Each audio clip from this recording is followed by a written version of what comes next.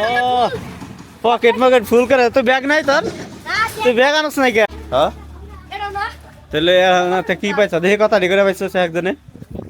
ওরে আল্লাহ, ওতে তো বেশি পাইছে, তুই তুই এত কম কা? ওই যে ও তো ভালোই পাইছে, দেখি তোর ওইটা করছে না সামনে।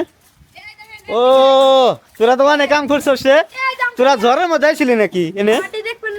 ও না ডাইলা দেন না কোন জায়গাতে করছে এত বড় বড় রে?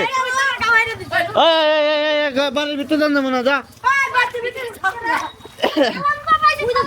হাই হাই রে, ওরা কত আম করছে রে, কত আম করছে দেখছাও? এই যে হাই রে, ও বড় বড়, এই তো আমাকে কাছে রাম এটা তাহলে কর জাম্বুরা ওরা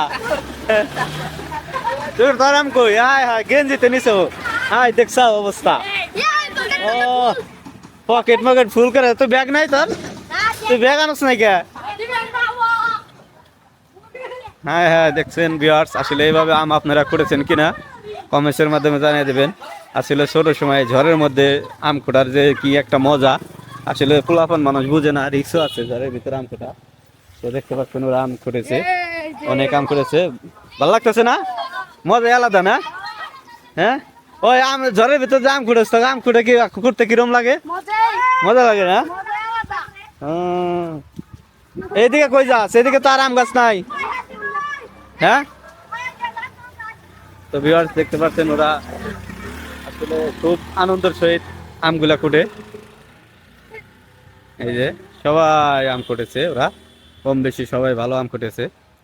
মানুষের গাছে নিচে গাছতলা তলা যে আমগুলা করতে অনেক ভালো লাগে আসলে, মেঘের শেষে বা হালকা একটু জ্বর কমলে এভাবে সবাই আসে আম করতে।